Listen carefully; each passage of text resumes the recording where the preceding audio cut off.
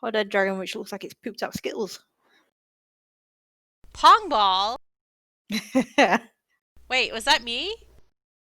No, that was me. It was Okay. It was in my list of weapons, which I usually have collapsed because I never use them. And there I have a pong ball. You never know when that might be helpful. Yep, one pong ball.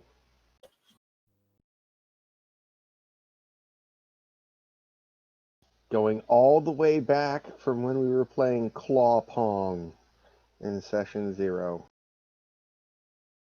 Oh, those innocent times.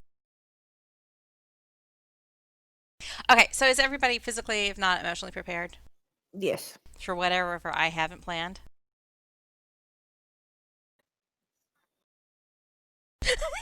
Yes. Oh my god. Yeah, I'm starting to feel a little more strongly about my emotional support tea theory. So everybody roll a charisma check, because I don't think we did that last time. And some of y'all are still running for office. Oop, that's a save. My bad. But I like that number. Oh dear. That means I don't. Oh. Did it have to be in tower? Oh. Yeah, but do it in the tower. Oh, Dan. Get rid of that 20. Convenient. Oh crap, she rolled a 20. I should have said, no, that's fine.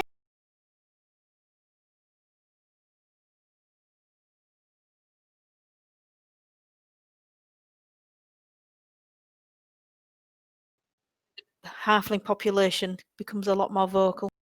I feel like Kerithlana should be rewarded for actually rolling in the tower first time.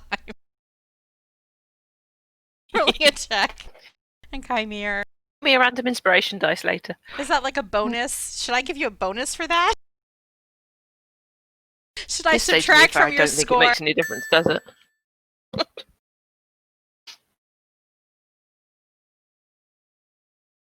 I don't know. Like a nat 20 could make you like a surprise write-in candidate or something.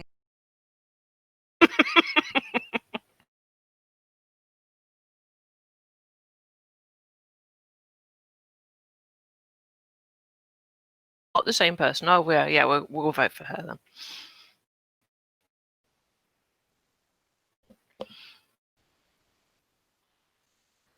Right. I will say, the first time Stiiv rolled higher than Barry, and then the second time he rolled lower than Barry. Good. For whatever that means. Because the first time was a save, so it was not the correct roll. At least that's the story I'm sticking I with. haven't written somebody's number down. Who was? Oh, okay, Shaefira's. Shaefira's 23. I'm not putting 23 down. Yeah, and there's the thing is when people write natural 20s, it's extra. I treat it like a critical hit kind of thing. So that means she's writing down 46. If I was counting that, it would be 46. But I'm counting her tower roll. Boo. Maybe that was a 20. She's just going to tease us now. Given that you're the only one who's rolled anything decent in the last month.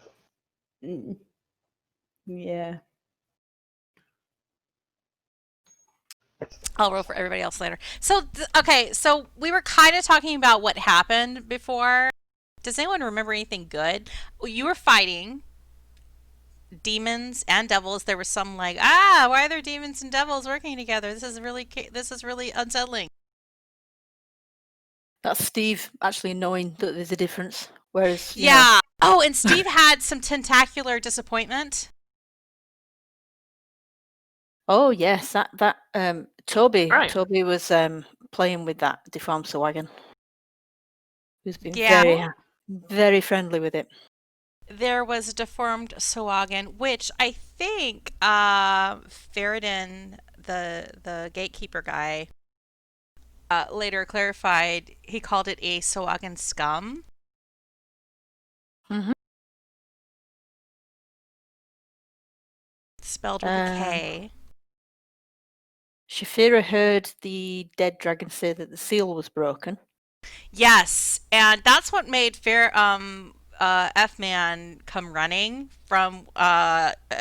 He doesn't have a dragon kid in tow, but after there was this like a prolonged period of let's see, earth tremors and air billowing up through the great pool, as if something very large was being dislodged from below. And apparently he could feel it all the way back in the groves proper, where he was, I guess, protecting the young Gary and starting to cleanse the Bloodroot Grove.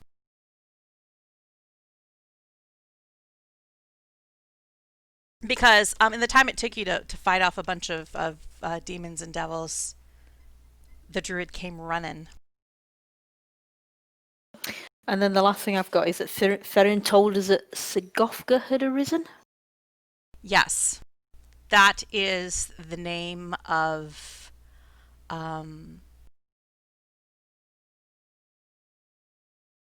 he was treating it as a demon lord who he knew had been caged, sealed up in the depths below Marseval.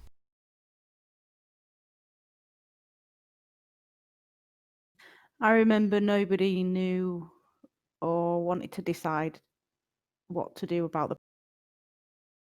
That was Portal. She cut out at the end there. I'm sorry, portal. Yeah, we basically told Farron that was above our pay grade, and we were gonna. Yeah, this portal.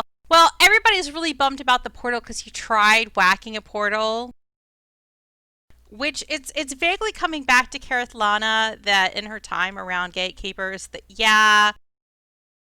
the rule of thumb when encountering a portal is to just whack it until it goes away. And since your preliminary attempts to whack it, and even Ferridin's attempts to whack it, his name is Ferridin, right? Farron. Farron. Okay, Farron. His name's Farron. That tea kicking him. Yeah, I'm drinking tea now. It's like there's a little bit of caffeine. I'm gonna pay for it later though. I'm still not gonna be able to sleep. What was I saying about him? Oh, even he tried to whack it, but I mean, he hasn't been really impressive so far in terms of combat and all that. You guys have been doing all of the heavy lifting when he's around, really. He just keeps turning into adorable creatures and standing around, really. But he seems to know a little bit of stuff. And he seems to assume Kerithlana knows a lot of stuff. But even he was trying to whack at the portal like a gatekeeper would, and a shield appeared. That there's something protecting it, absorbing damage or deflecting damage to this portal, keeping it open. Very much against all of your wills.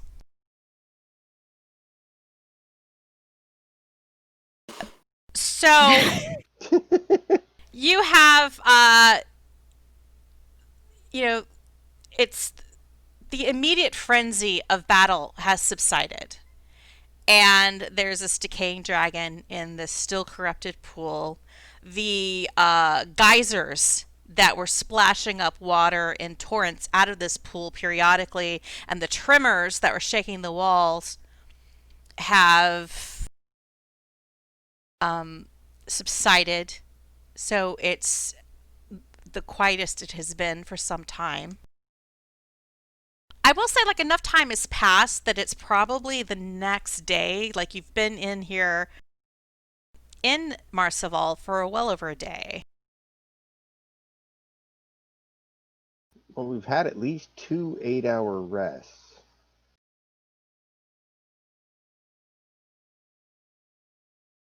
Although one of them was at a shrine, so that might not have taken the 8 whole hours. You descended into the second level of Marseval on the 5th of Ron. So it's been thoroughly, but with all of the trekking back and forth through grandiose bridges with open chasms and vast extended hallways that I guess weren't really perilous. It is now the 7th.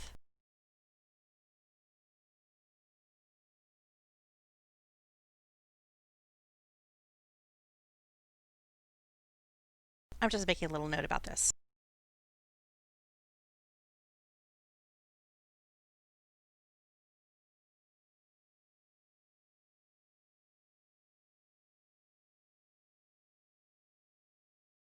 We have 3 weeks until our hireling salaries are due. I feel at the moment that is not the most important thing we should be worrying about. Yeah, before that you have elections in less than 2 weeks. Like The 19th is election day. So yeah, you got to make it back by the 19th to be able to sabotage your own election. To make sure nobody actually winds up on the Saltmarsh Town Council, because God forbid. Yeah, we can just, seeming on Dave and let him do it. That's true. Dave is still kind of like hanging about.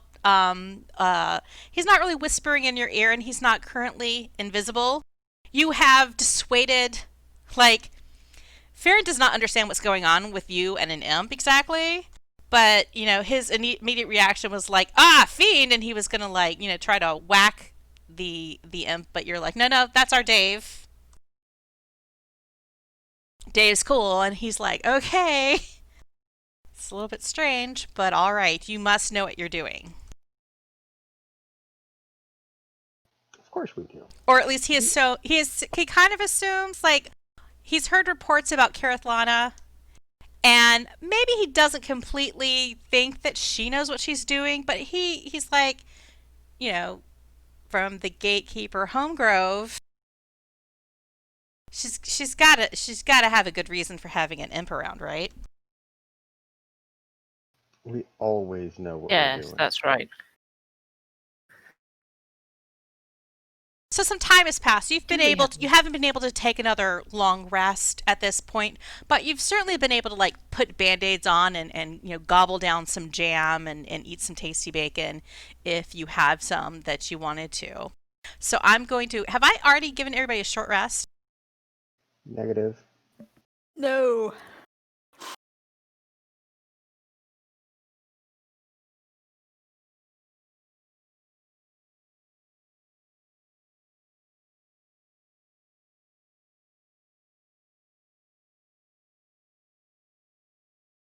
Dave's here, I'm pushing the wrong button. God, I still don't remember how this works. Okay.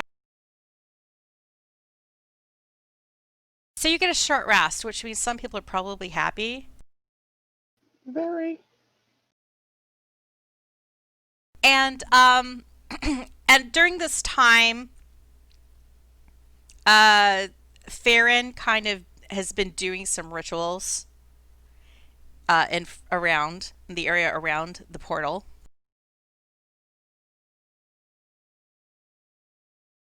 And you see him casting stuff, but it's not things that you are immediately familiar with because of your own skill sets immediately. So if you would like to try to muse on what Farron is up to, you can always roll some kind of arcana check or a nature check or an insight. I'll get down on that. No, I won't.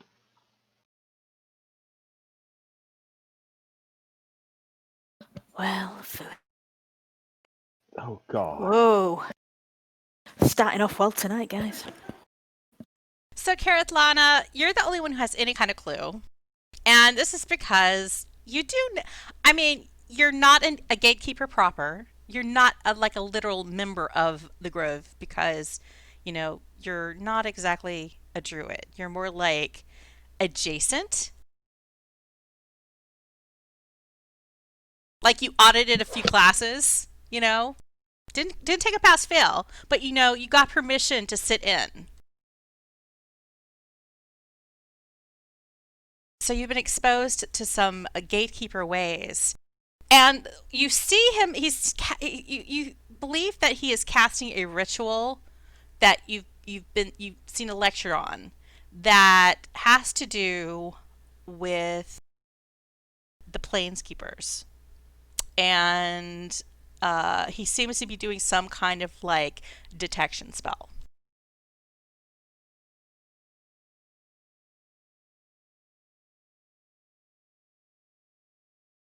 I'm giggling. Oh my god. I opened up things. I'm opening up things that I don't even know what I'm doing right now. At some point I like replaced a whole bunch of links on this map with something that isn't what needs to be linked on this map. So my cunning plan of talking and doing things at the same time has failed miserably. Be not afraid. Or you can talk amongst yourselves while I get unconfused. Just remember, guys. Doing some sort of. Go ahead. Erin's doing some kind of detecting spell thing. Kind of detecting spell thing. Don't know. Okay. Wasn't allowed to attend the good lectures, just ones with random stuff in it. What, the ones where they gave you a tiara of unspeakable power? That was an orb. Orb, that was it, yes. No, that was something else. All right.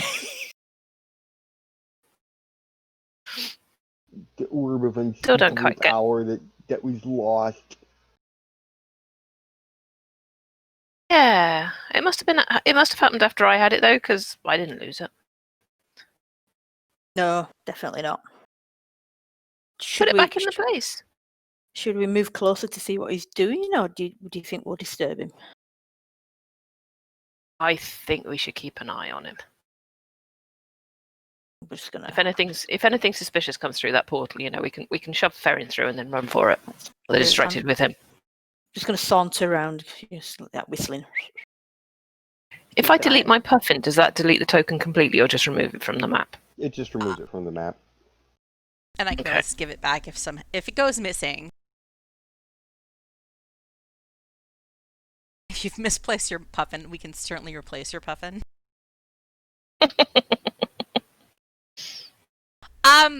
So as you guys have a conversation, you're like, we should probably, keep an eye on what Ferrin's doing because he's up to some kind of, confusing whatever. But it seems like it might be important. Shaefira notices that there are some shiny things on the floor. So she kind of wanders around to the very north, and because she sees treasure, and she's like, "Oh, treasure!" And she finds it looks like the remains of what would have been a dragon hoard, but it's obviously been scooped up, and the good stuff is probably gone. And she sees a little bit of dretch poo, because when you guys entered this chamber, there was a dretch playing around back there. But she finds some. Let's see if I can just drag it all into your party inventory before I start to talk. She finds an assortment of coins still littering the floor. That adds up to be about 300-400 gold in loose change, the kind you would like maybe find in a dragon cushion. And she finds a few gems that are small. She finds the remnants of some bronze dragon scales that, from the condition of Kymirog's corpse, and the signs that the demons, the fiends that have been in this chamber, the more primitive ones have been gnawing on his flesh. There are lots of remnants of bronze dragon scales left behind that they have littered throughout their eating. There's something that looks like a very large for this type of implement, toothbrush. And there's a very, very nice, large, fancy pillow. Okay. But anything else of value that was once here has been already sculpted away by fiends. Did she say pillow? Yeah, a fancy pillow. Would you like me to bring it for you, Stiiv? Oh, at the mention of pillow, I just almost like a cartoon. There's a puff of smoke and like, boing! There he is, right over your shoulder, like pillow. Stiiv like misty steps over, like pillow. I like pillows. Pillows are cool. But Kerithlana and Kymir, your attention remains undistracted, and you can pay close attention to what Farron's doing. And he persists. He finishes the ritual that he was doing, and he seems like he's, like making a lot of noises. And he looks over his shoulder, and he notices you standing there, Kerithlana. And he says,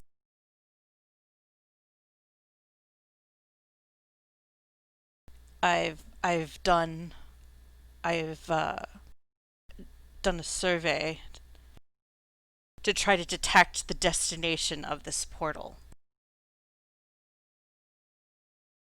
It seems to be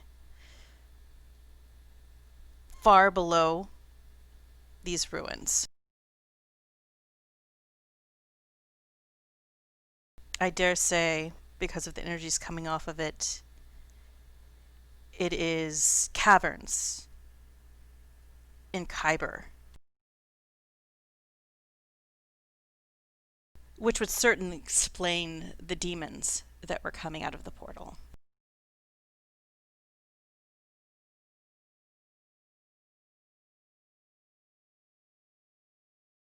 And then you see him start to cast another spell.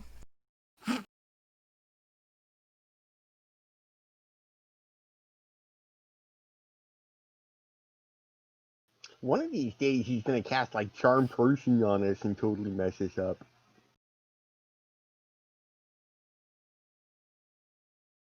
I gotta double check the spell cast.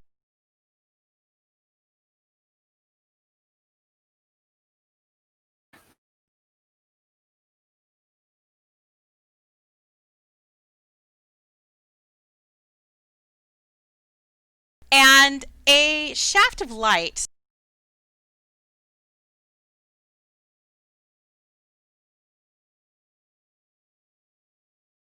in a 5-foot radius appears in front of the portal. And you see him kind of like waving his hands, like trying to keep it stable.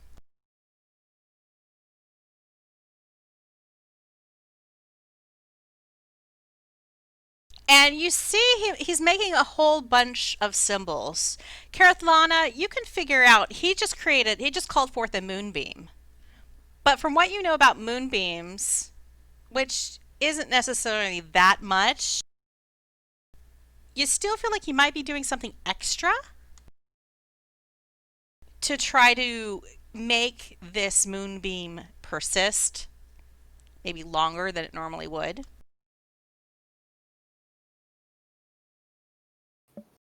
And he looks over his shoulder again and he says to you, just for insurance, in case anything jumps through for now. But we need to figure out how to close this portal. Well, see, the problem is if we go on through the portal and figure out how to close it from the other side, like flip the off, then how do we get back home? We can destroy it from this side. I would suggest going through the portal, dismantling the shielding, and then returning from Khyber before we destroy it proper. Now, I can stay on this side and defend just in case any creatures travel through.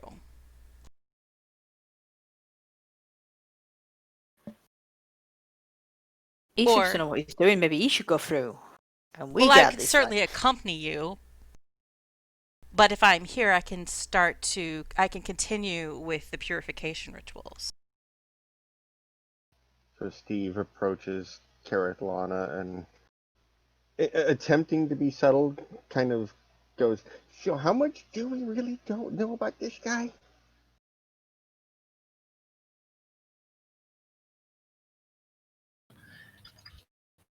He was basically telling us to go into hell. It's not very nice, is it?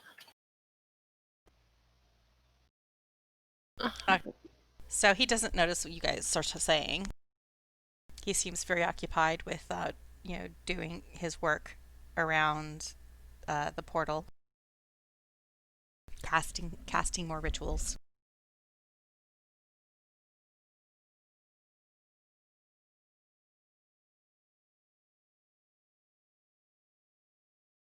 With the dragon that.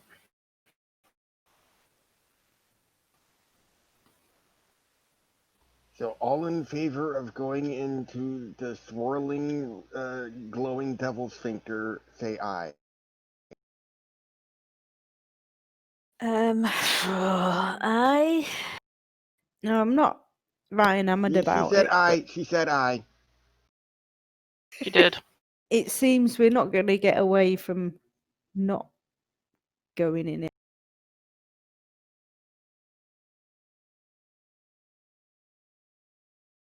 Have to. Ferry needs to stay on this side. I think It's that's to fine. defend the portal and B to support Gary.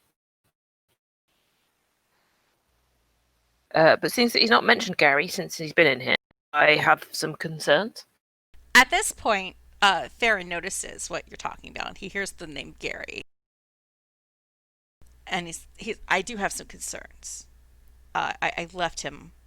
I didn't want to bring him here in case the worst. I wasn't sure what I would find, but I did leave him behind, hidden. I mean, that's pretty bad. Just thumb over the shoulder at the, dead, desiccated, gnawed father corpse. Like, yeah, that's pretty bad. He rubs his beard, strokes his beard. He's obviously troubled. Many things need to happen. We could just stick him in his toy room. It's like right over there. I could go through the portal myself, venture through, and see if I could dismantle the shields alone. But then I would require you to see to the well-being of Gary, as well as communicate back to the home grove as to what has happened here. Or that makes the portal I look can really remain good. behind. See to the cleansing the grove, protect Gary, and communicate to the gatekeepers to the west. I would like to change my vote to going through the portal.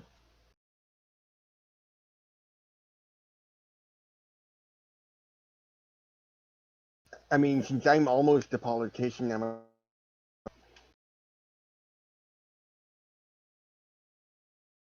don't think we have many choices. It's basically, well, I mean, you could go through the portal and face what doesn't sound like a really awesome, fun, happy time. Or you could babysit a dragon child. Or you could just try to run away from everything. That seems like a bad thing. Running away. Yeah. Let's go in the portal. Look, the worst that can happen is we die. And as I have, stated before, I don't Really plan want to stand in the moonbeam? to TPK you. That's not All the right. plan. I thought the moonbeam were like only bad for bad things, and it'd be good for us. We're pretending this is bad for bad things. Are any of you evil? not that I'm aware of. Then you're okay. Can we take Dave with us? Dave, do you want to come with us? Fancy a trip? Dave is kind of like, he looks at the moonbeam and he's like, I don't think I can go through that. I'm humanized, but I'm still a fiend.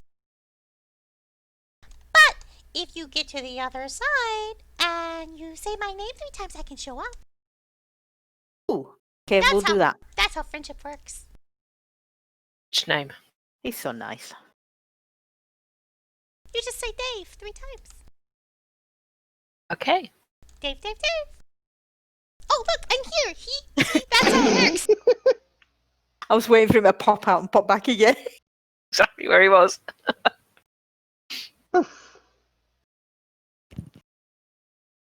All right, let's do it. Do I have to be in combat to cast heroism? No, I don't think you do. That's not a combat-only spell. Thorgrin, who is more of a dictionary, might know something other, but I think it's just a buff. In 5e, there aren't really combat-only Yeah. spells except for like direct damage. I mean, it has it's an hour duration, right? No, it's a minute. It's a minute. So that's why you would want to hold off. It's concentration. Basically because in combat, it's like time is slowed down. But when you're out of so a combat, minute's like, something that only lasts a minute, isn't gonna be like a win. Okay. Unless you're ready to you're bursting into a room and you're expecting trouble, but even then this is kind of like a gamble. But something like mage armor lasts 8 hours? Yeah. So that is the kind of thing that you would cast in advance. I don't have that, unfortunately. I was trying to think of anything that might help, just depending on what's on the other side. Wait, don't we have guidances? The guidance. Anyone have the cantrip of guidance? Oh, I just remembered something. And it's a good thing too. I think it's a good thing. It's a good thing for the DM. No, it's a good thing for Kerithlana. Oh. Silent armor.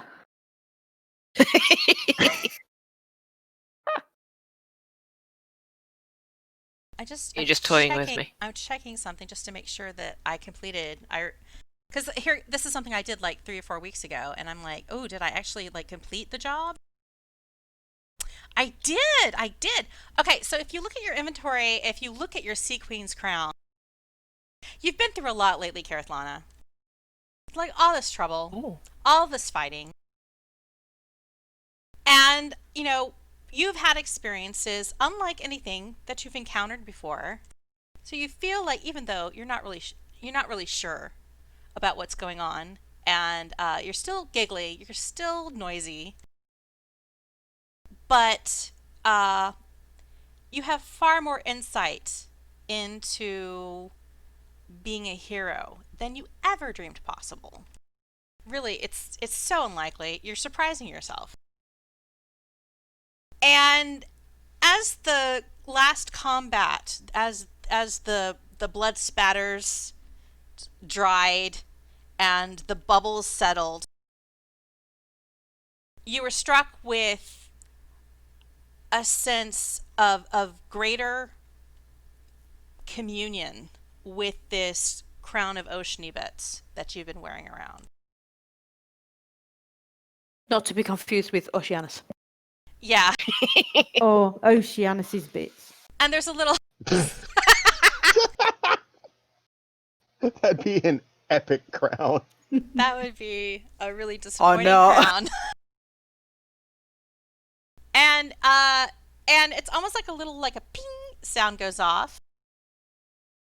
Like your crown leveled up or something. Okay. And you've come to realize that in the last combat, you were able to do multiple... before you didn't think you had the power to be able to wield as much command over the elements and wind until this last battle. But during the course of that battle, you kind of pulled out deeper depths of abilities, and you were able to Words are so hard. You were able to pulled out. like defend against lightning or thunder or something, and you like wielded a Zephyr Strike in battle. And before that, your understanding of the crown, you're like, you couldn't do all of that stuff in a day. Like, you didn't have the strength to pull that off. But this past battle, you were able to, and new knowledge has come to you. So the straightforward skivvy, amidst all of the confusing words that I just babbled, is you have more than one charge per day now. You now have 2 charges per day, which means depending on how much the spell effect costs, you could do different abilities depending on how many points you have. Awesome, thank you. And a new spell, Warding Wind, has been added that costs 2 charges. Cool. But because it's a new day, I've got 2 charges. You do not. I don't think you do. Wait, let me double check. Did I put? Is it day or is it long rest? Usually with magical items, it recharges per day at dawn. But that's typical DMG one. I don't know how this one works. Yeah, that can be new day. So you have 2 charges. Bing! Thank you. Tinkle, tinkle. I wonder if she's seen Discord when she keeps. I haven't seen Discord. Oh, do you know what? I feel that You should the probably audience look. is missing out. I see Pulling cheese. out and tinkling and. Unexpected. I just got focused on the cheese. Like all the cheese. I'm in the wrong channel. I was looking at superhero stuff. These are all super true.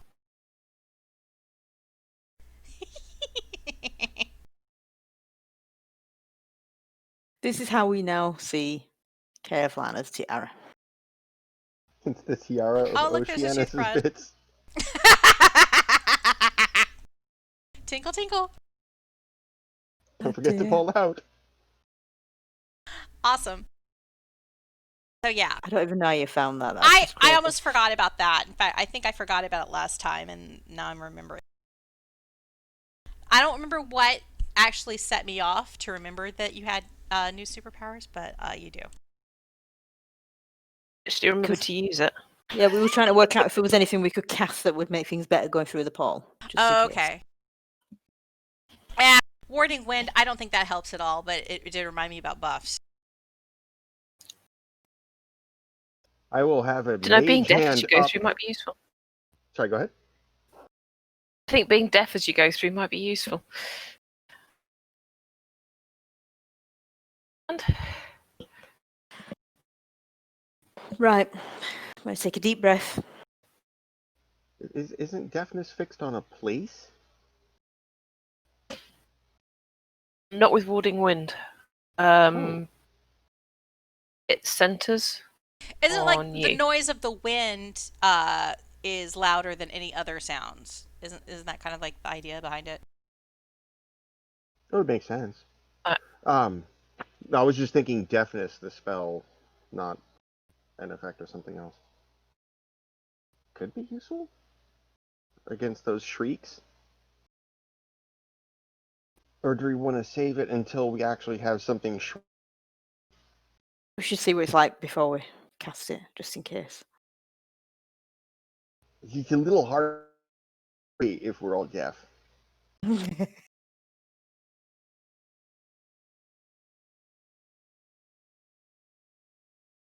In my sign language, it's terrible. I know like 2 signs and they're all bad. Both rude. Yeah, I can put guidance on everyone before we go through. All right. So cantrip, cantrip, cantrip, cantrip. And that's ability scores, yeah? It's a D4 to an ability roll.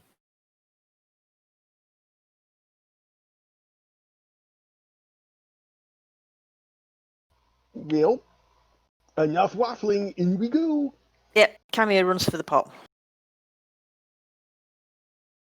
Stiiv is right behind Kymir. Oh, no cautious. It's like when you have to jump in a pool to get the cold out of the way. All right. So you leap through the portal. Yes. Yes. This is where the DM tells us it's solid, and Kymir splats. God. And did you bring everything that... Shaefira, did you pocket everything that you found? Yes. Did you? Or is it still in party inventory? It's still in party inventory, but I have put it in my pockets. You've grabbed like the giant toothbrush and all this stuff. Where are you going to put the giant toothbrush? You can strap it. She can strap it to her back or stick it in Yeah. in Stiiv's bag. You're stealing a used.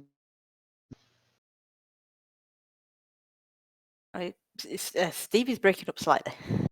He's just muttering to himself about stealing a dragon toothbrush that's used. Nah. It might come in handy. It might be suitably like, disgusting to devils. Stealing a used pillow, totally understandable, because it's very fancy and it's very nice and it's very large. Yeah, even though someone's shed on it. Yeah, but you didn't like scrub your like bacteria tonguey teeth with it. Yeah, but you don't know what might have been rubbed on that.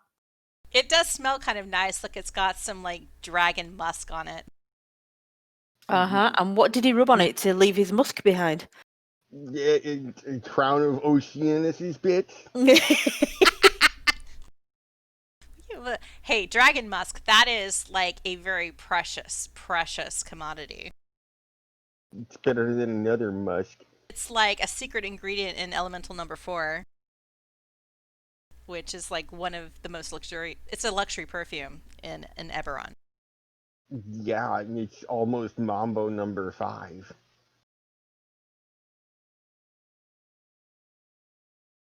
Or something. So you step through the portal. Farah, bidding you farewell. Having flashbacks of the shroud now. And you feel it's like as you enter the portal, you kind of feel a little bit lightheaded. There's this burning sensation, and you feel like there's kind of like flames in front of your eyes for a few seconds. But it's not painful. It's just this really weird, uncomfortable situation, like sensation, kind of flickering over your skin to everybody except for Kymir. Kymir, you don't really feel anything. It's just like you stepped forward and you found yourself in another place. But you did notice that there's kind of suddenly an acrid smell in the air. Like, and Shaefira is the most likely to like understand this sensation. But like if you're working with hot peppers and say you're soaking them in hot water to try to get the oils out, the air above kind of gets this stinging, smoky kind of sensation. And that's what the air is like now. It kind of burns your lungs a little bit. It's not fiery. It's just there's something, though, that stings in the air and tickles your nose hairs. At least it's not visible farts. That you're aware of.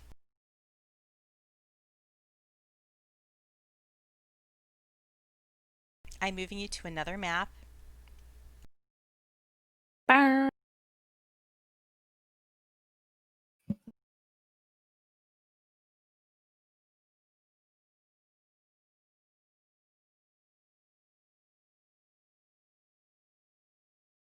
Where is Stiiv and why is Stiiv there? Okay.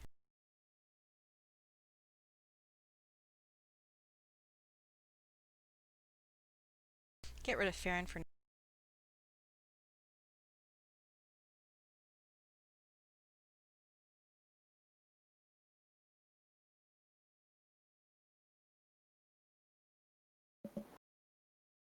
All right, new map shared. Let's hope for the best. This is where it looked and was surrounded by fucking demons. Not far off. You find yourself in a system of caves, jagged stone making up the walls, within which there are pools of bubbling acid.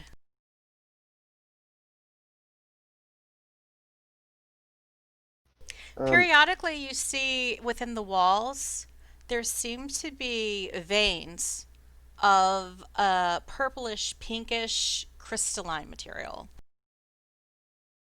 And directly opposite this infernal portal you've stepped through, you see 3 lit crystals.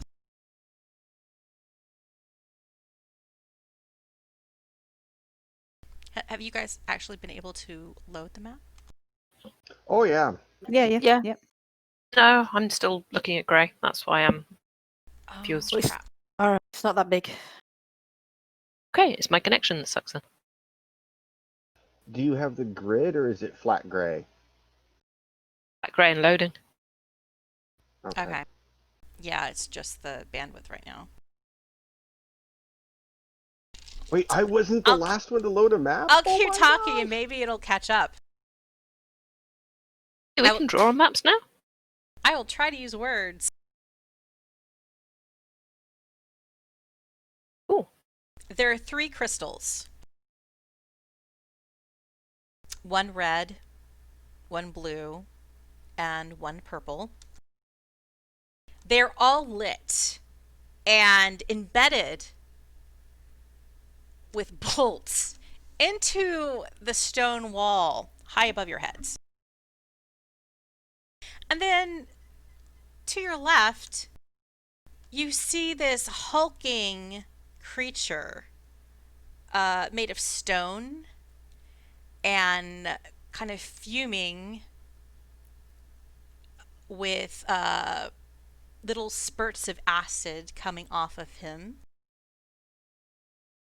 It looks like a caustic brute sitting within a suspended, shimmering, globe-like barrier. This creature looks like a hulking earth elemental made of bubbling rock and sharply edged glass, and it seems to be struggling to open a small metal cylinder. And as he's like he fiddles with it and fiddles with it, and then he notices you have come through the portal, and he just lets out a little curious sound like, "Ooh." And then you hear him say, "Oh wow, you humanoids took a wrong turn, huh? Join the club." Yeah, we just got here. I don't know if we took a turn or not. Did we take a turn? I thought we went straight through the portal. Well, you aren't caged, are you? No. Being caged, that's much worse. And he gestures to like the shimmering bubble around him. Caged you. Ooh, the devils. Would they do that? Are they scared of you? It could be the acid dripping off it. Yeah, and the Time. sharp edges made of glass. He That leans looked very forward, painful. and there's kind of like this crackle of stone and the sound of glass cracking. Do I look scary? Yes. A little bit. Maybe a bit. Yeah, you could come across as a bit intimidating.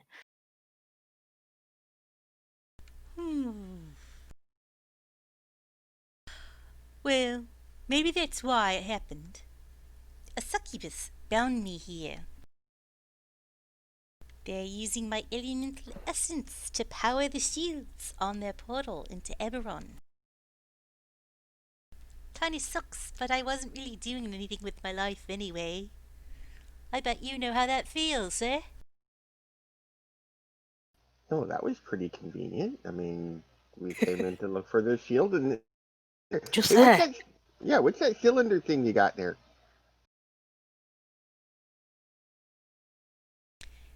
He taps the metal cylinder. Yeah, the thing that looks like a can of Pepsi. It's terrible craftsmanship.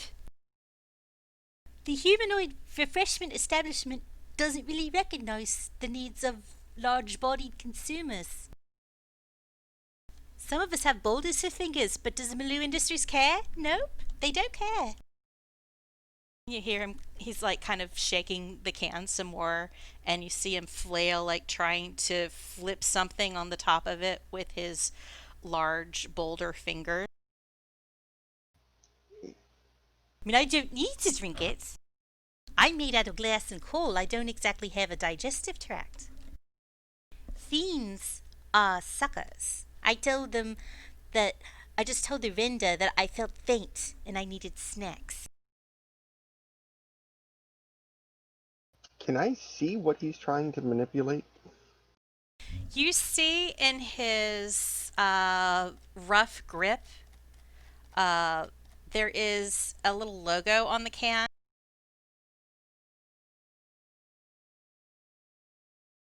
Looks like a blink corgi on the label. And there's a label that says Galanda Distillate Classic. Okay, maybe I don't want to open that for him. DM, can I just ask something? Yeah. What colour did you say the gems were? What color did I say the gems were? The red, blue, and purple. Yeah, opposite the portal you traveled, the cave walls are hewn from smoking stone. There's 3 glowing crystals, a red, blue, and purple, and they're embodied within the rock high above eye level, kind of bolted in place.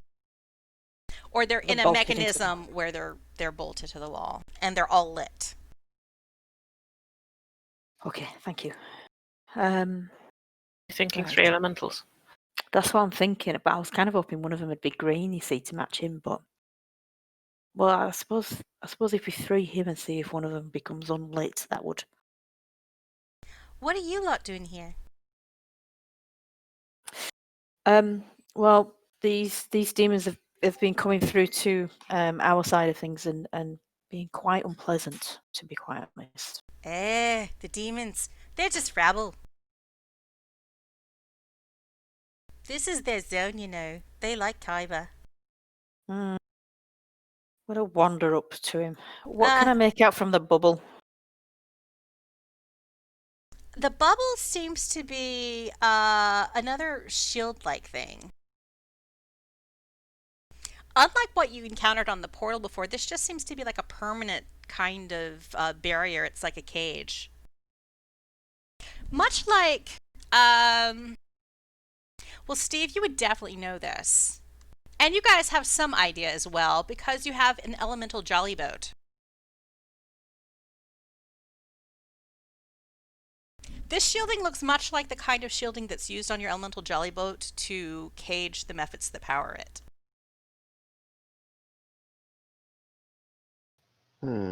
But we've never actively tried to mess with that for reasons that none of us are elemental mechanics.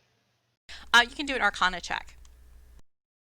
See if you know anything else know more about how this kind of binding works. Anyone do that?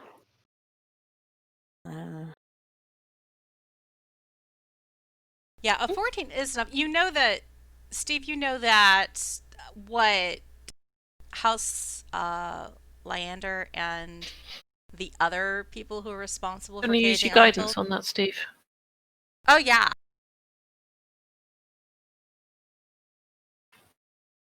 Sure.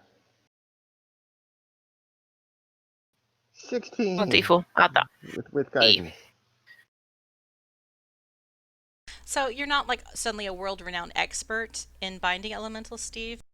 But what you do know is, I mean, there are certain processes and rituals that are used by the houses in the construction of airships that do bind various elementals and power engines.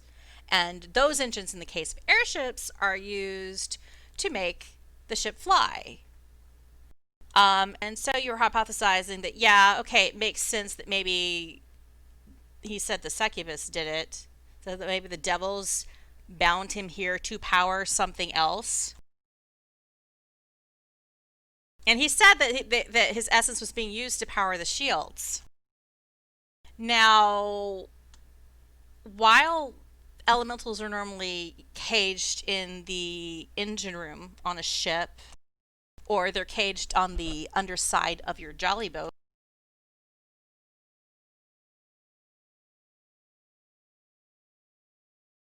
that's usually something that, unless the surrounding area is super damaged of the boat, it's hard to like break the integrity of the caging. Otherwise, people wouldn't fly because it would be like too dangerous. So basically, we don't really have what we need to crack this. Let him out. No. Yeah, it's not the kind of thing that like Portal Theory 101, you're supposed to be able to whack a portal to close it. But then you ran into shields and you're like, there's a shield around this guy too. So that sucks. And Stiiv, you're kind of coming to this conclusion. You're like, what if the very shield that is shielding this elemental guy, the ritual that did that is the same ritual that it cast on the portals? Like, maybe it's all like, if you remove the shield on the portals, it's going to remove the shield on this caustic brute guy as well. So basically, that means we go southeast. The brute, he's like, he's trying to talk to you, kind of distractedly, and he's like, what brings you here? We have to close this portal down. Oh. And my learned friend over there thinks that it might help you if we can close our portal down. It might help you out. Ooh. Well, I've heard things. Really? Things that might help us? Yeah. See those 3 crystals there? Yes. Well, I'll stop powering the shields on the portal once I'm free, and you can set me free if you bother to power down those crystals. They're tied to 3 orbs that the fiends have in these caves. They're not just keeping this portal open. There's another portal I've heard them talk about, that's how they're coming in, the devils. The devils, Okay. they've got a succubus lady in charge. And she seems to be rather persuasive. Like, when she's around me, I feel a bit funny inside. I think she's sort of using that kind of persuasion on the demons as well. Aye, she's a sly one. There's more than that going on. They've been talking about some kind of ritual. And things got really excited recently, but then it settled down. I will tell you, she might be around here somewhere. Cause there's a bit of stretch to go between where we are here and where the other portal is. I know that because the devils are always complaining about how tired they are. Lots of hiking. A lot of them had burns too by the time they get to the portal here. Acid burns or fire burns? Oh, acid. Acid. Right. Yeah, that's kind of why I got stuck here, because of all the acid. I like acid. It's sort of my jam. We have jam. Ooh, you got acid jam? Yeah, I know about acid jam. I think we have strawberry. He got really excited for a second. Well, strawberry's kind of acidy. Strawberry jam. Do you want to try it? Oh, Just pour it on the. He tries. You see him try to like reach his hand through the shielding, but then it's like he hits a wall. Okay. But And as he does this, you notice the can in his grip pokes through with seeming no obstruction. So we could pass him some jam through. So inanimate objects can go through. You can toss it if you got some jam. Is it in a barrel? Is it in a bowl? Can we put it in a bowl for him? Is it in a, Is he- is it a jar?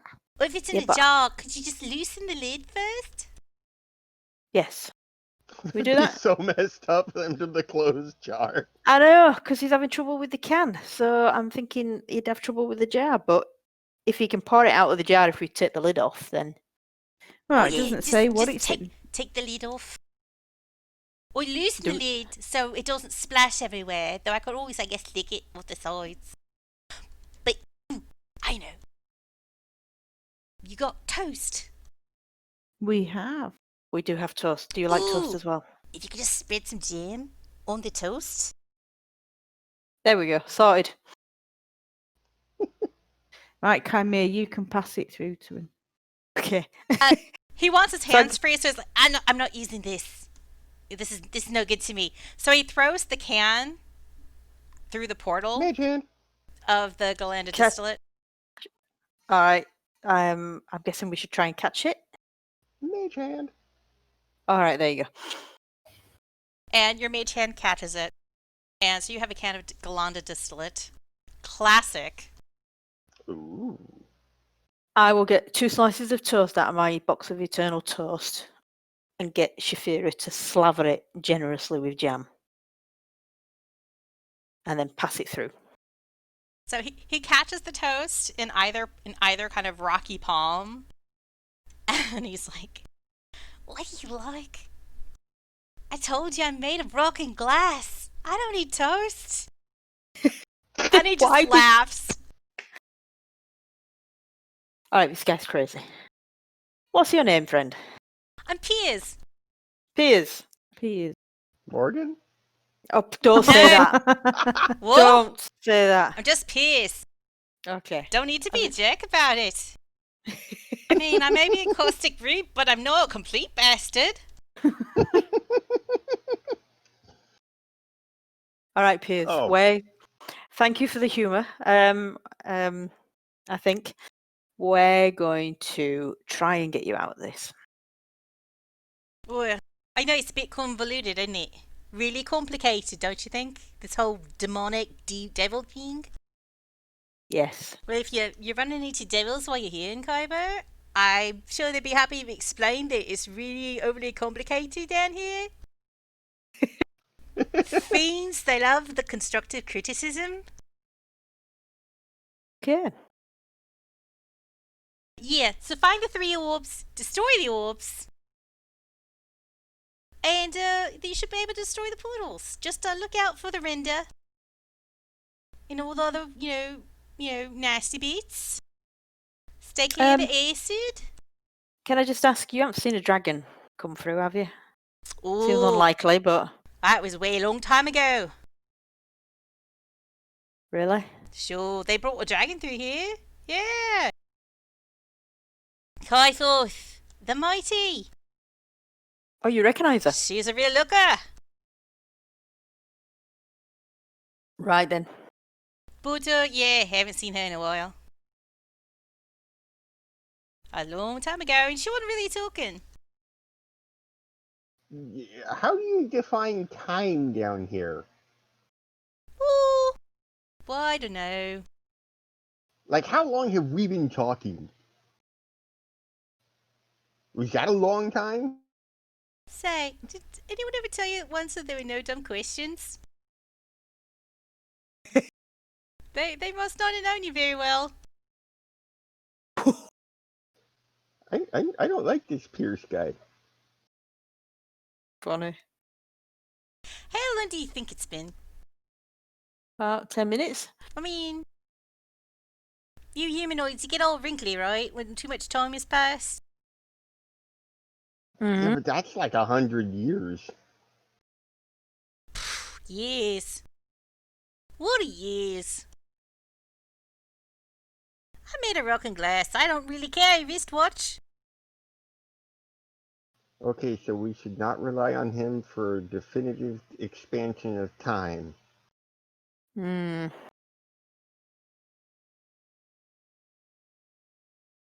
Is there an expiration date on the can of Galanda distillate? Yeah, you look at the label beneath the. Just want to make sure it didn't expire like 200 years ago. I mean, where it normally says what? Enjoy enchantment. And you see a little stamped date from Molu Industries.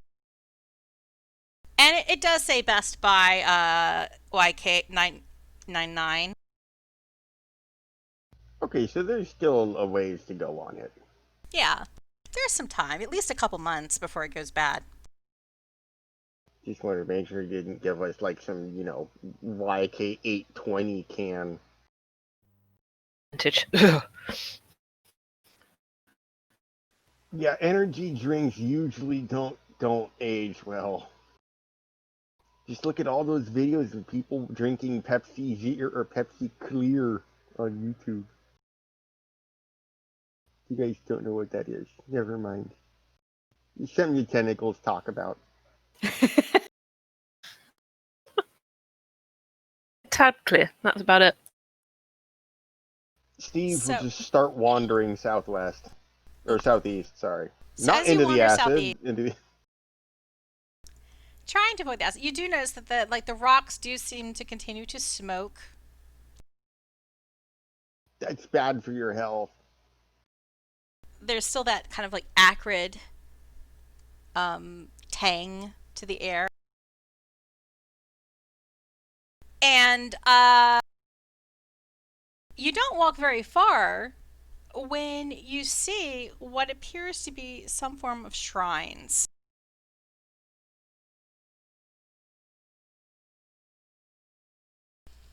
And as you approach those shrines, you are overcome with a sense of calm and well-being. Like this, amidst this plane of, from all intents and purposes, everything that you have heard about Khyber. And everybody do I said Kerithlana and Kymir have heard about Khyber because it's related to their backgrounds, but Stiiv and Shaefira, you guys can do Arcana checks.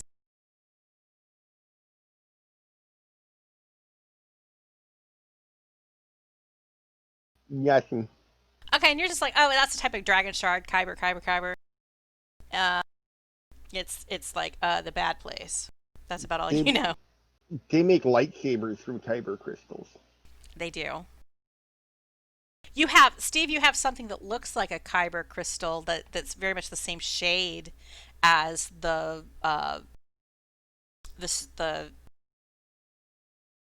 veining you see in the stone walls of the caves here.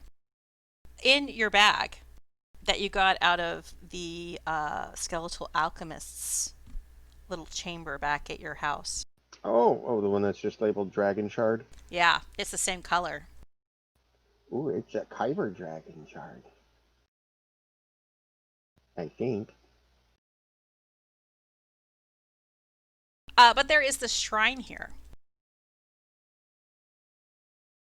And there's a sense that this would be a place that would be shielded from fiendish evil, even in this place of danger and potential iniquity. Sorry. It's just got confusing. Okay, so do we rest here? Or do we want to You can, or you could save it for another time. Well, I meant like wow, music. Sorry. Yeah, I know. I wasn't expecting that to pop up. Yeah, I meant more like, for lack of a bad term with, the tiara of Oceanus's bits, pitch a tent. And take a long rest? Like a traditional one? You could. At this point in time, you could elect to take a traditional long rest if you so desired. And then save the shrine for... Okay. You could That save sounds the good. shrine for emergency extra band-aids. Yeah, for Irma Gerd bumps.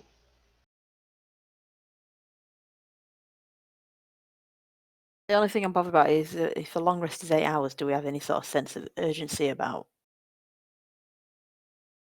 Well, we still don't know how long Kyphos was taken, or how long ago Kyphos was there. I mean, you know, Pierce was really useful with how he defines time. Yeah. Piers is acting like the Khyphos ship has sailed. But we don't know if But he doesn't know. was... He we just don't know if a long time ago was like 10 minutes or like, a couple of years. it could have been 10 minutes, it could have been a year. But you got the impression from kind of from Gary and stuff that there had been some time since the invasion, at least on the scale of multiple weeks. So it's been probably 2-3 weeks since the incident first happened, that the portal opened up at the Great Pool and they went running into hiding. Oh yeah, see, we totally blew our first 24. We were probably in a swamp at that point. So I think even Queen Othakent said something like it's been a couple weeks since she'd heard from any of the scouting parties.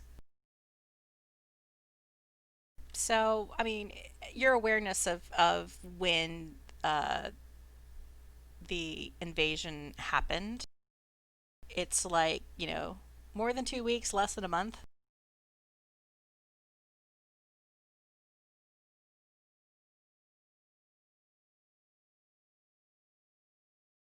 Does that work for your inner calendar? I'm scrolling.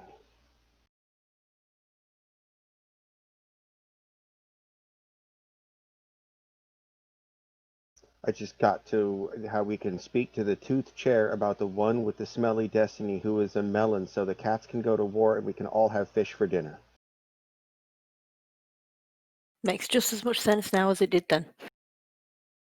Memories.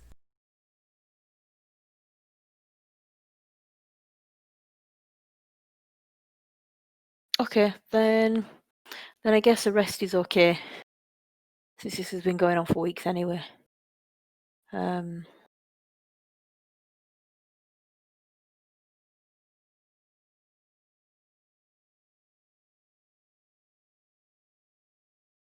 right. I can award you with a long rest if that is what you're choosing to do at this time. I believe I cannot fly. You can But yes, Misty Step. And then fall.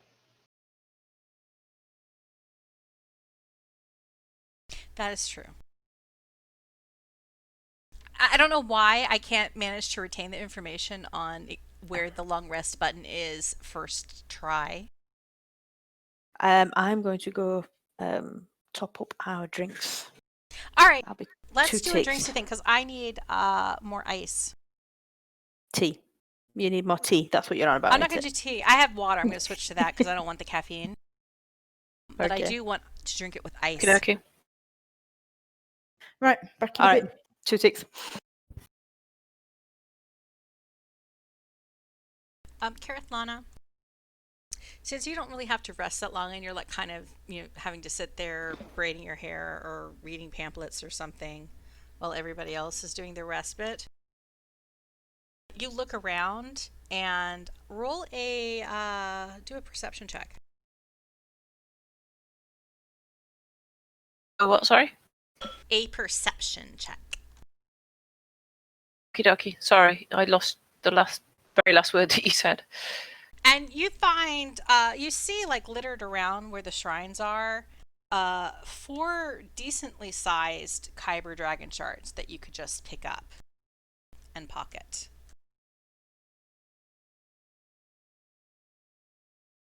shall do so. Does the one in the bag of holding need to be identified? No. Unless you formally identify it. You can tell that it looks like it's a Khyber dragon shard. But it's not. You can tell there's something different about it compared to the stuff, the other dragon shards you've run into before. Like, if you were to hold one of the dragon shards that Kerithlana picked up. One of these things is not like the other. Against yours. You're like, they seem to be made out of the same substance.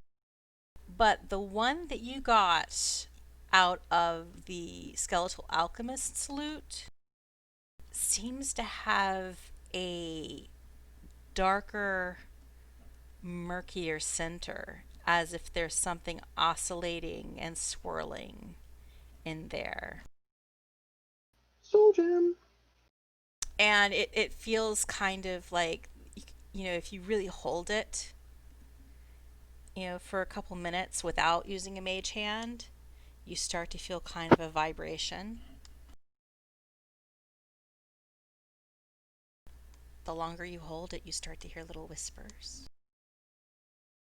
Yeah, I got enough of those. Let's put it back in the bag. You put it back in the bag. While you're resting, though, Stiiv, you do hear additional whispers. You know the whispers you normally hear. The screaming. The cacophony of voices that you don't know but that are always with you. It's like that, the looming presence of your patron. So slightly more than normal screams and whispers.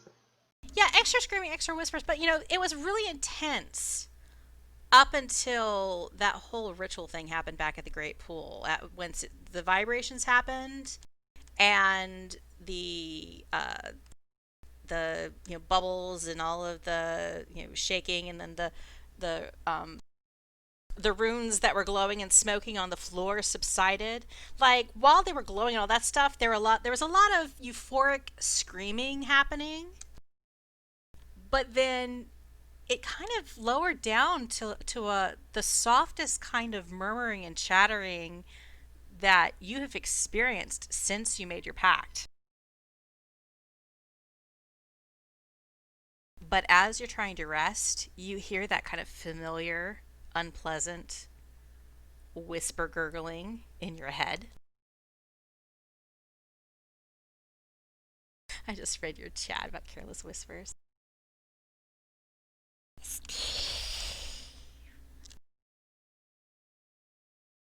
Oh, here we go again. Do you have the codex page? Yeah. The devils, they will say they are owed the pages from their service to... Do not give them the pages, Stiiv. Wait, who am I not supposed to give the pages to? The succubus. Oh, the second. Oh, of course not. Yeah, of course not. We're not going to give the page to a demon. She will say they were promised.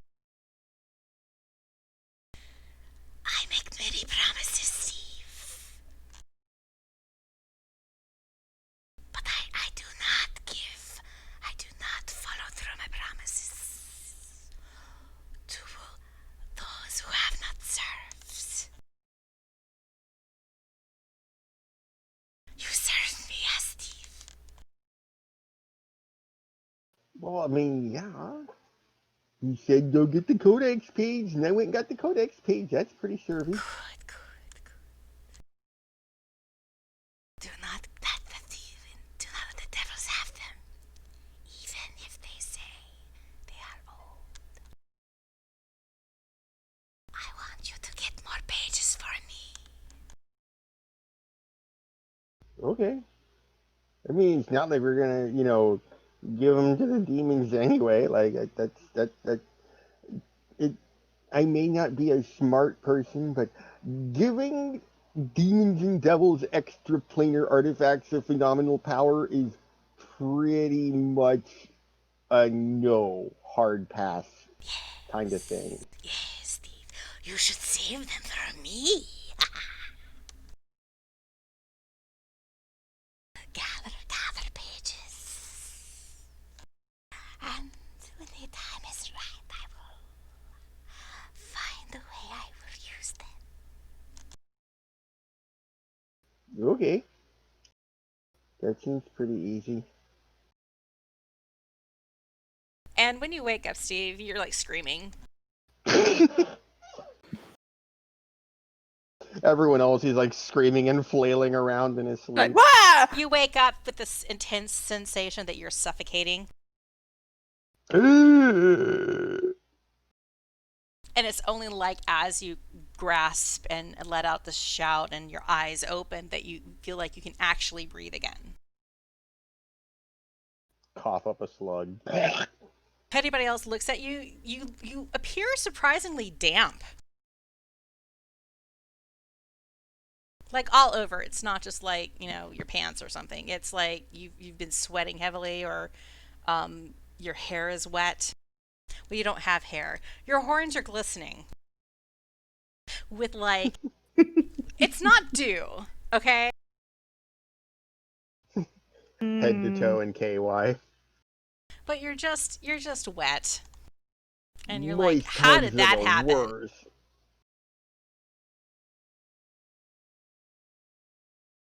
Kerithlana, while she was like looking at the crystals and all that kind of stuff.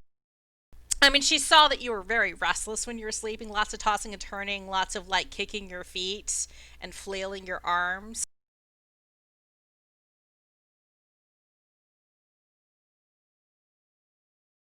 So obviously those were nice dreams. Is everyone back now? Sorry, I did say. I was like, I continued talking, and I feel like I didn't take the proper time to make sure that everybody was actually hearing what was going on. Richard's been back since Kerithlana found the shards. Yeah, I didn't want to interrupt. So. Okay, that's cool.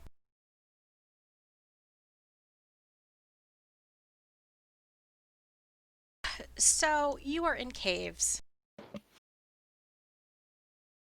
Okay. And you see that the cave system continues to your south as well as to the northeast.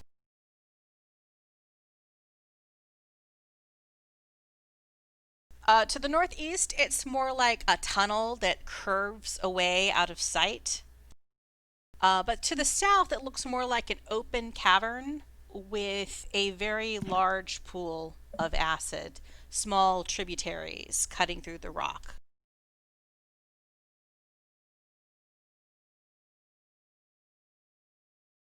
I'm going to go north just to check that there's nothing going to be sneaking up behind us, and then go south. Ooh, tactical.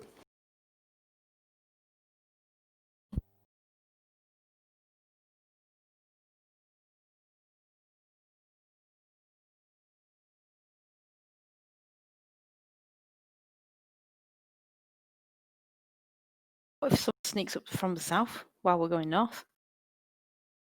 I'm going to stay We here can leg and it through the portal. You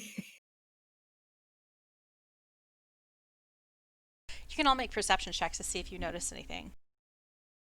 Any movement around you.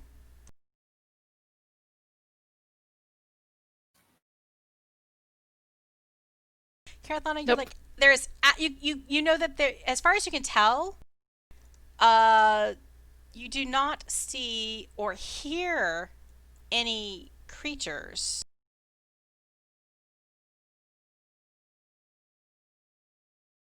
Be sure it's just us. In your immediate view. Like, you don't sense, there's nothing sneaking up on you right now. You feel like the coast is currently clear.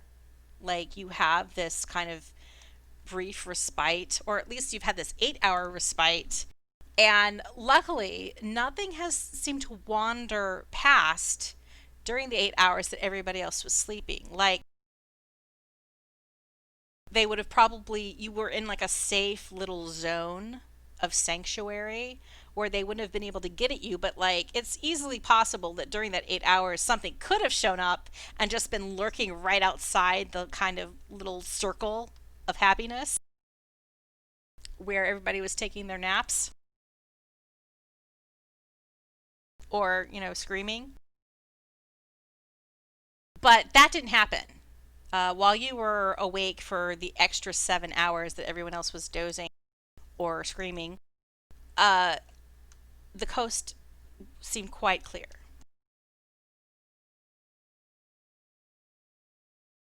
The only sounds you've heard have been the kind of hiss bubble of the acid pools. But you haven't observed any kind of bubbling like happened with the Great Pool before. There are some signs from the ground and the walls where they're still smoking that you think there might have been some activity recently, but nothing's happening right now that would be a cause for concern of the acid pools not staying in their pools as you would like.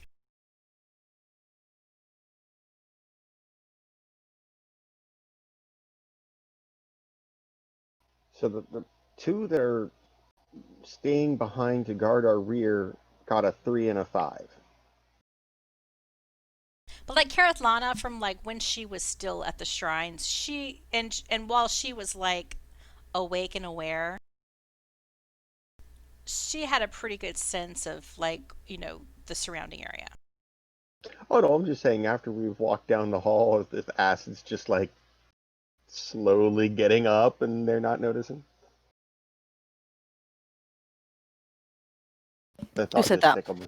The thought just tickled me.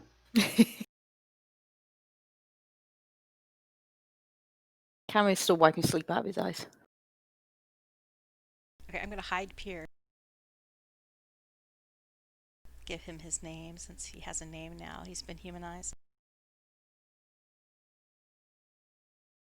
Piers is not important now.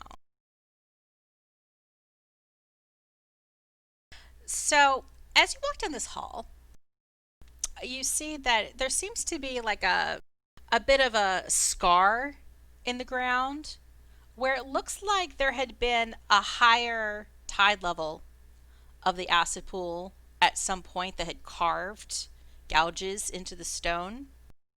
But it subsided since whatever that time was. But ahead, you see that there is a much larger acid pool that's still, bubbling and kind of a partial obstacle ahead.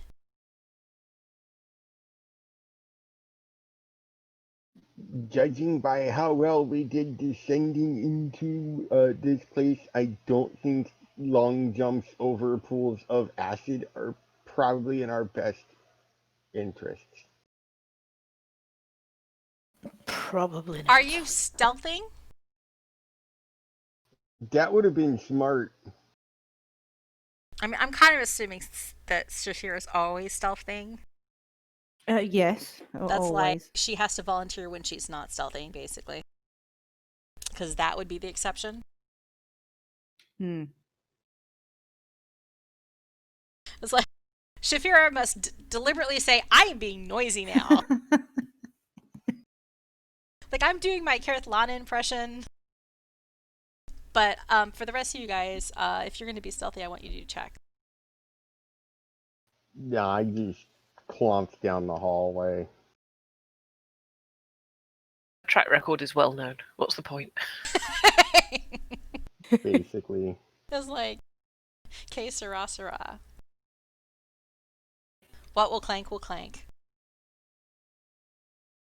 So you move down the tunnel, and you see the pool larger ahead. Roll a perception check. As more of the cave system comes into view. I So didn't roll Kerithlana, twice. and Stiiv as well. Well, you rolled twice. Why did you roll twice? No, I realized that was the 17 was from the Previous one. group perception previously. Oh yeah, okay. Full All right, so this you didn't notice roll. anything, Stiiv. But no worries, because Kerithlana is here to see all the things that you are not noticing. And what Kerithlana notices, she says, after losing the thing that she had opened for this moment,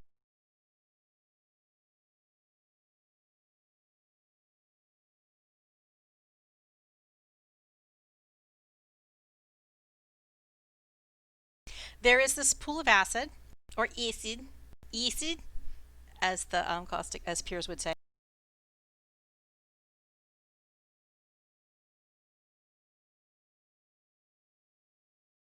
Kerithlana spies a flesh render running on the opposite side of the acid pool. You hear this kind of like grunting noise coming from his direction, like "Arr! Arr!" Like he's very frustrated about something. In a frenzy, just running, kind of back It's a and lockdown. forth. It's getting to everyone. Yeah, he's just like pacing, running around like he can't stop moving. Ants in his render pants. He must be constipated. Kerithlana, you also espy a glimmer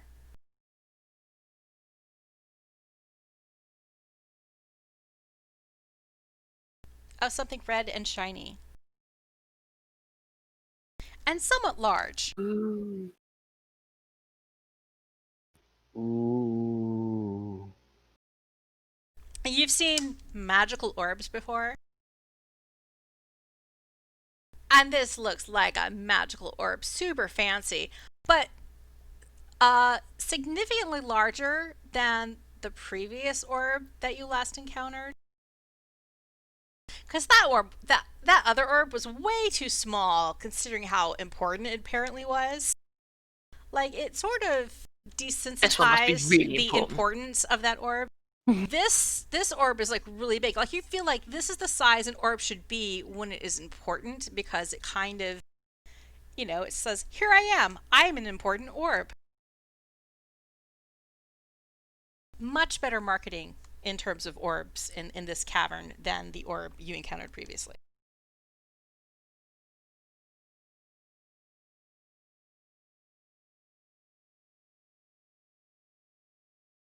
But unfortunately, there is a render running around, uncomfortably close to the orb that is more interesting than the render.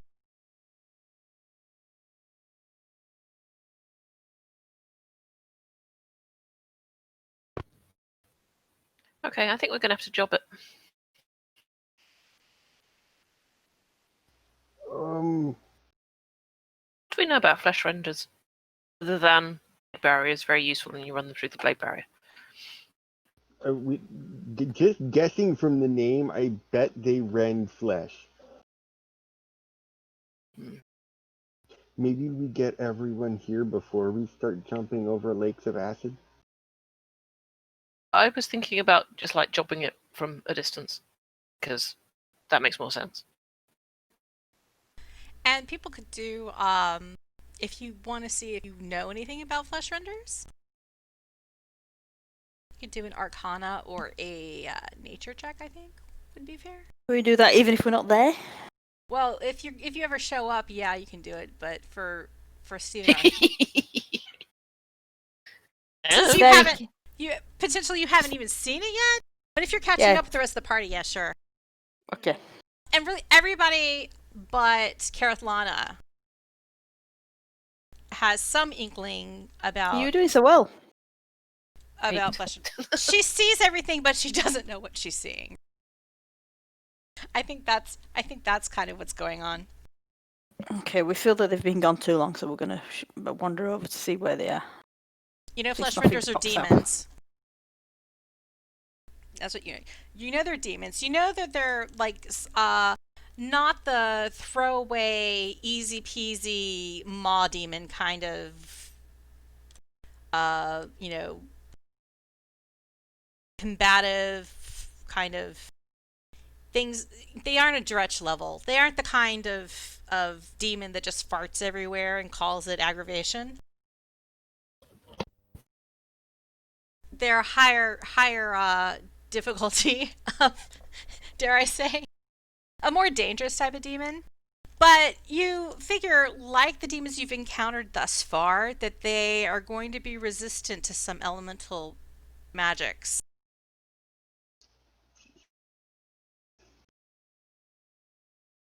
Are we doing this? Like, are we lighting this guy up?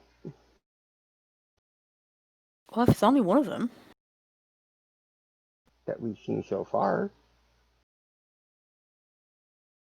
It depends on what he's going to do. If we attack him, is he going to run off and get some friends? Or is he going to run at us?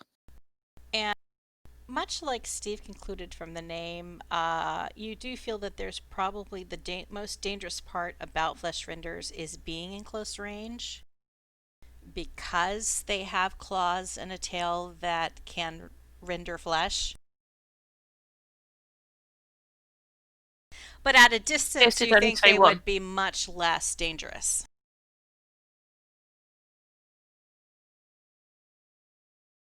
Yeah. Eldritch Blast. Assuming like Enough waffling. they don't run up. This maybe well.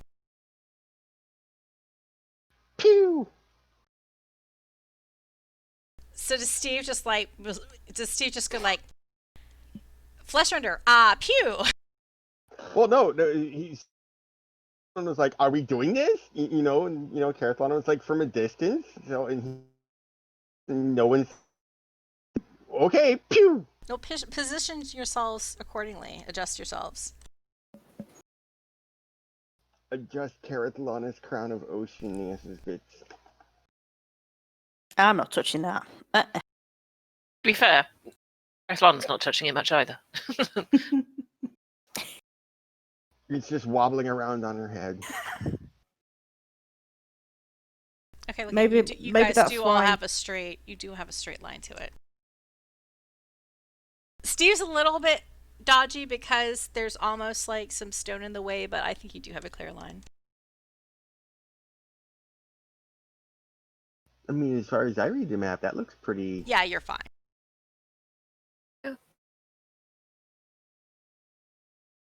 I probably should roll to see if like the render notices anything.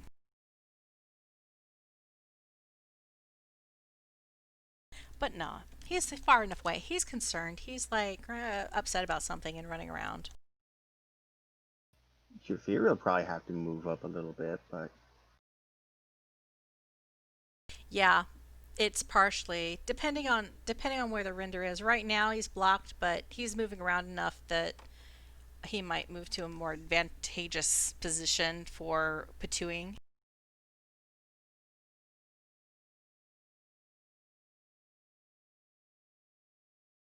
all right. So am I just throwing this? Go for it.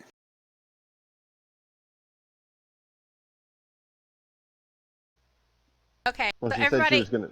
So Stiiv acts first.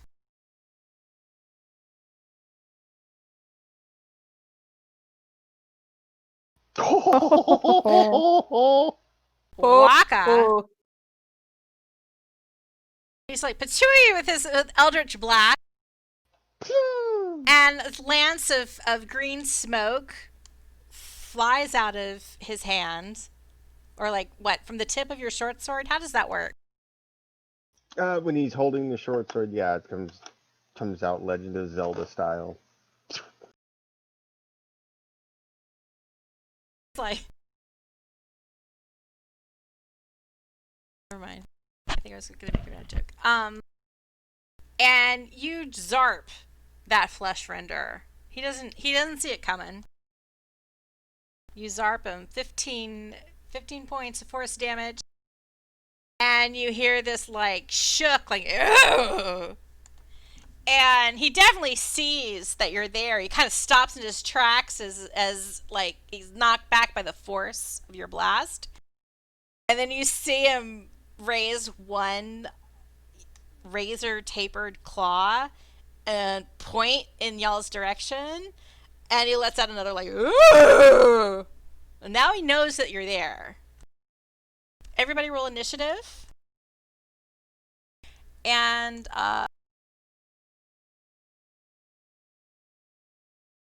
you guys still get to attack before he does because you've got the drop on him. If you like just lay, let him have it in an onslaught of ranged what's-its. But I'm going to use your initiative order in what order the rest of you get to get off a surprise attack. So Shaefira, you're first. Okay, I shall shoot an arrow.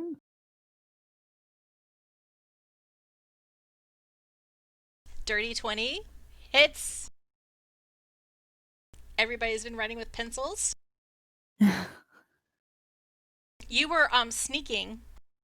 So you get sneak attack damage because you've kind of this is a surprise. So you do 13 total damage with your sneaky arrow. And then Kerithlana, you let him have it with whatever you're planning to do. Okay, I'll toll the dead on him. He absolutely fails. The dirty one.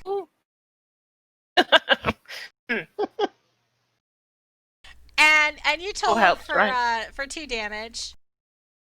Yeah, like the finger that he's pointing at you suddenly starts to kind of crinkle and wither and gets limp. And then you hear him like make another. It's okay, he's buddy. very They make upset. pills for that. And Kymir. Oh, Kerithlana, did you want to do any bonusy things? I'm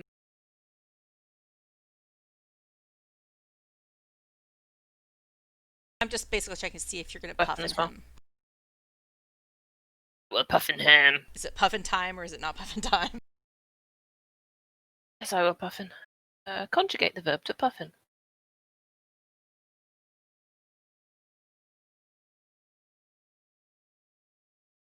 And your puffin puffs. Do you have your puffin or do I need to get out of puffin? I have a puffin. So your puffin poofs?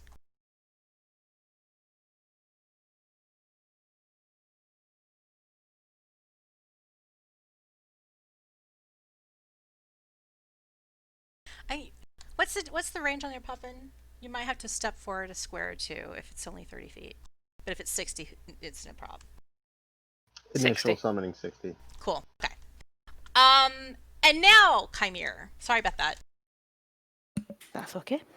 I'm going to do Radiant Sunbolt. Wow. Shoot a bolt of light at that render. And blast him for 6 damage.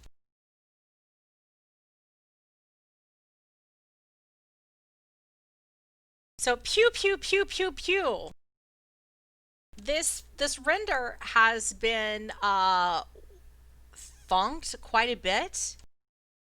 Doesn't quite look bloodied, but you definitely see that you have given this render a hammering before he even realized you were there. But now he knows. And now he kind of has him mad. But it may not matter because we're top of the actual combat order, Shaefira. Okay. I shall shoot another arrow at him.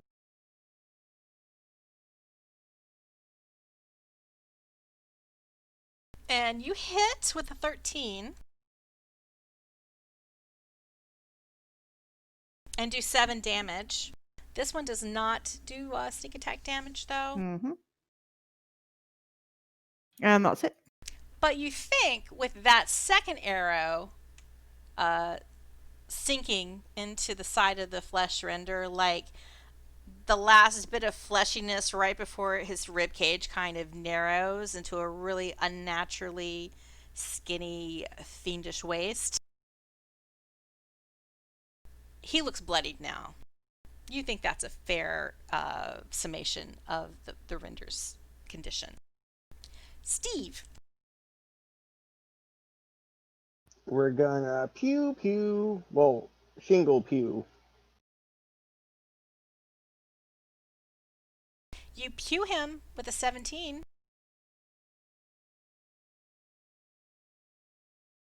Do 12 more damage to the render. And that's it.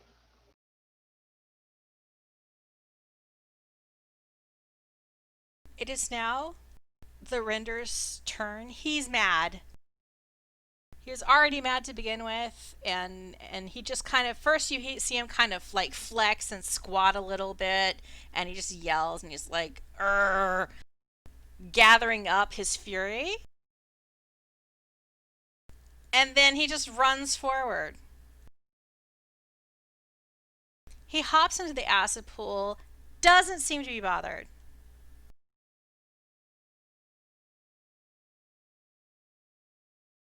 Though there is some smoking coming off of his form as he runs forward. And he takes a little bit more damage.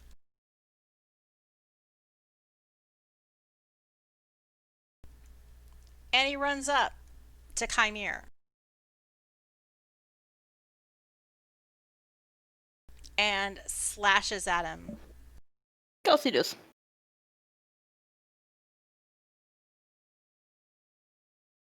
Hey, distressed leggings are in style now.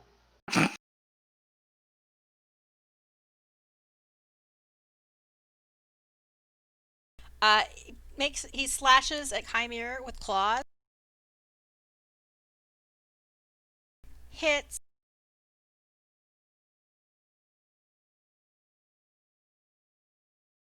Does 11 damage. So Joe took that rest. He whips around with his tail. Misses. And then follows up with one last slash with his other claw. And that also misses Kymir. And he's just like, "Urgh." Very upset, missed twice, only got to slash at you once. Not enough flesh has been rendered. But that's his turn. It's Kerithlana again. Okay. I will move up and I will try a wonking. Ooh. To hit with a 23 and do 8 points of wonking damage. And I will puffinate him as. Hey, go puffin. How much can you move the puffin? Never mind. 20 feet's enough. And you puffinate him for 11 more force damage. Ooh. Kymir, it is your turn.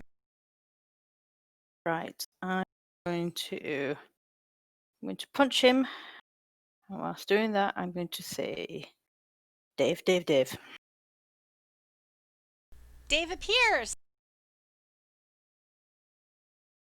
Hi, I'm Dave. I'm going to do my second attack. Yeah, the 12 misses, but the 18 hits. And you do 3 more punching damage. When you punch the flesh render, he seems to frenzy. And he kind of like seems to go on a little bit of a rampage. whirling about. Which means anybody within 10 feet of him needs to roll a wisdom saving throw. I guess it's Shaefira, Kerithlana, Kymir. Kerithlana's good. Wisdom, yeah? Wisdom save. Kymir is good. You're all good. What about Dave? Oh yeah, Dave. Uh-oh. Oh no. Oh no, have I brought Dave to his doom? Oh no, He's not Dave. standing.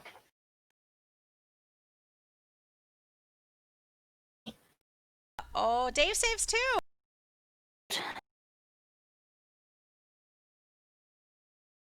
Whatever just happened, Miss Dave. What did just happen?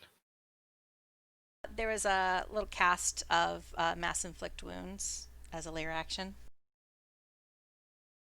A lair action. Yeah. But it's okay because everybody is perfectly happy and safe and cuddly right now. And I guess it's Dave's turn. Dave's like, whoo boy. What should I do? What should I do? Come here. I don't know. Do you know what his weakness might be? Damage? No. How about you go pull on one of his... punch him. Yeah. Well, I tried that. Did he not get punched? He did get punched. We need to punch him some more.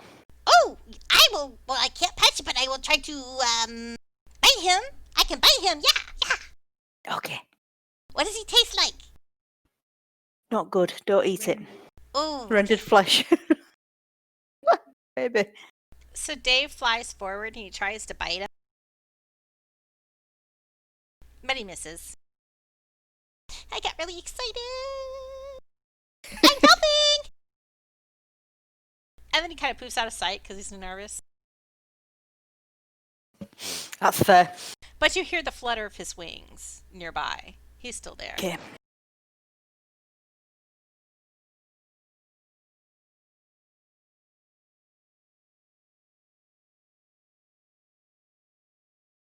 Are we back at the top of the order? Yes, we are. Round 2. Shaefira! Right, so I'm running out of arrows, so I'm just gonna pop myself there. You can share airspace with Dave. Yeah. Yeah, his wings tickle your cheek a little. Yeah. And I'm tiny and You feel he's the flutter floating against and, your well, hair, like kind of there's a little bit of air current over your head. Yeah. So I'm gonna try and jam my dagger up somewhere on his body. Like a dagger between the ribs or something. Yes. 16 hits.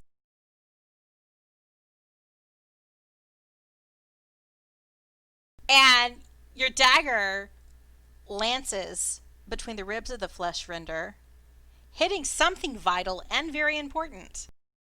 And the flesh render lets out a final and collapses. Hey.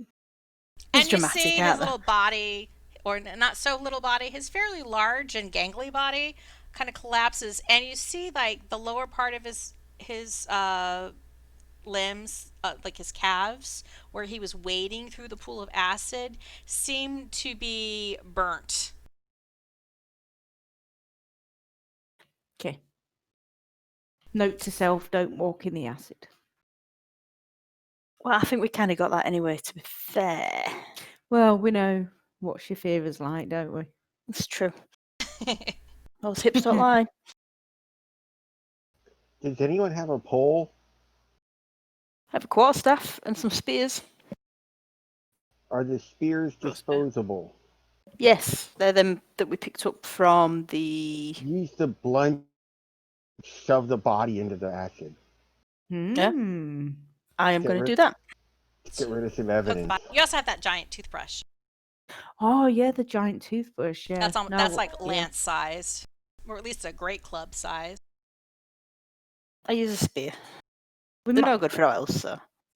yeah, we'll save the toothbrush because we might be able to, you know, place it over the acid and walk across it.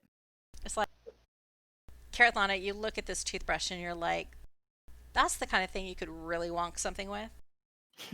Maybe a little bit big for your taste, maybe a little bristly, but it's definitely got some wonk to it. But you can use it to shove the flesh render into the acid, and the body just starts to bubble and smoke, and you see it, you know, within a minute or two, it just seems to kind of sink out of sight, like it's lost bulk. Can we use that to determine roughly how deep the acid pit is?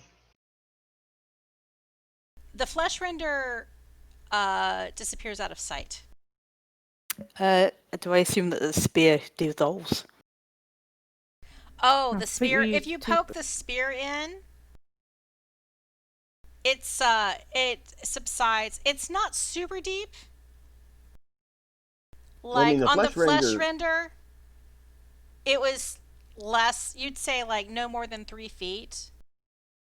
So Oh, it might so- be up, you know, the tip Shaefira of Dave. Shaefira's head, but everybody else, it's like, you know, hitting you around mid thigh, Oh, I was going to say the important bits. just below the important bits, I don't know. unless you're Shaefira, in which all the bits are important. Okay. And that, with Flesh Render dead, and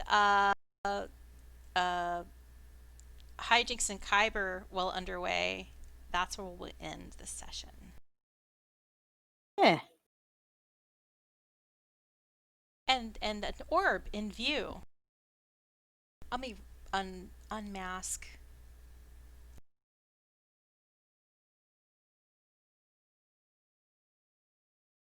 Yeah, and as you've already figured out, at the narrowest point from where you are, it's about a 10-foot gulf between over the acid pool. Okay. Ranges from like 10 to 15 feet where you are right now. So the monk is Before we- fine. Sorry, go It ahead. could be that there's a way round from the south. But if Let's I not jump, go jumping it yet. well, I was going to say I could jump across, but I don't have me and take my rope with me. But I don't have my rope anymore, do we? Don't It's you still have in your that. don't you have abundant step or something? Or is that Oh yeah, I not could real? jump fine. I'm just trying to think of a way I can set someone up to help the others across. Yeah, if I Oh. took Well, rope to. you'll have a week to contemplate how you will navigate this terrain hazard. Can you just get Majan to throw us across? I think you're too heavy. Doesn't Oh. Mage have a it's weight 10 limit? Yeah, it's like 10 pounds. Yeah, 10 So we pounds. could get Shaefira across then. You could get Dave across, but he not can with that. fly. I'm carrying Well- that giant toothbrush out, so Well, you know, if there's a loophole with Mage Hand, if you are a gnome or a halfling or other such diminutive race, not so much a dwarf, they're too bulky, but you can cast Enlarge Reduce on yourself, reduce yourself down to 5 pounds, and then use Mage Hand to make yourself fly. Do a little slugger. Or Yeah, no, just pick yourself up Okay. and zoom, like ride it like a Bigby's hand, because you're only 5 pounds. Flying with a cantrip. is anybody proficient with all martial weapons?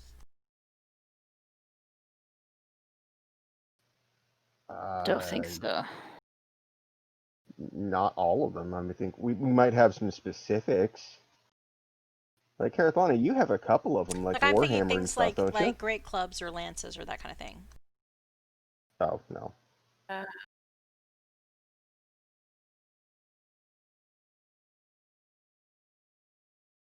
I'm proficient with martial weapons and heavy armor.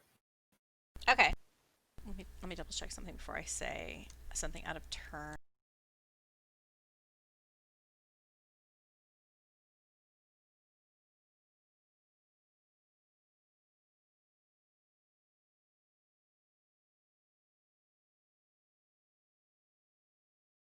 That didn't help at all.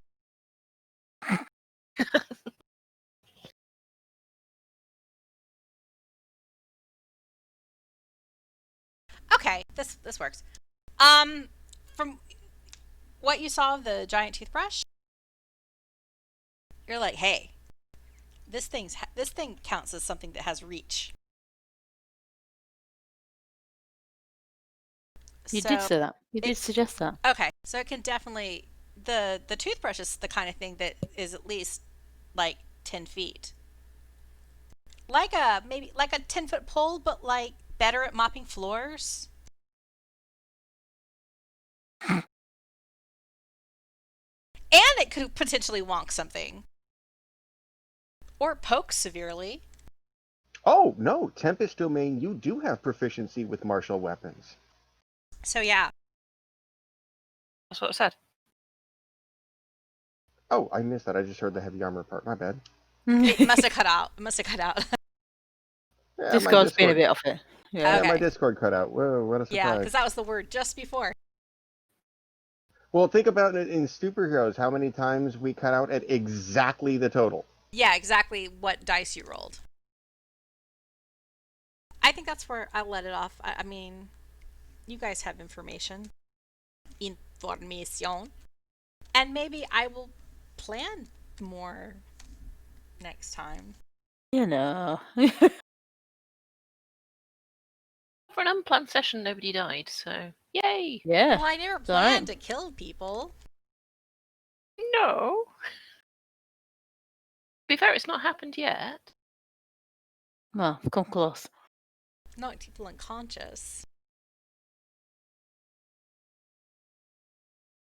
But yay! All right, cool. Hi. Hooray! Then, All right, guys. well, have a good evening. And thank you all. you.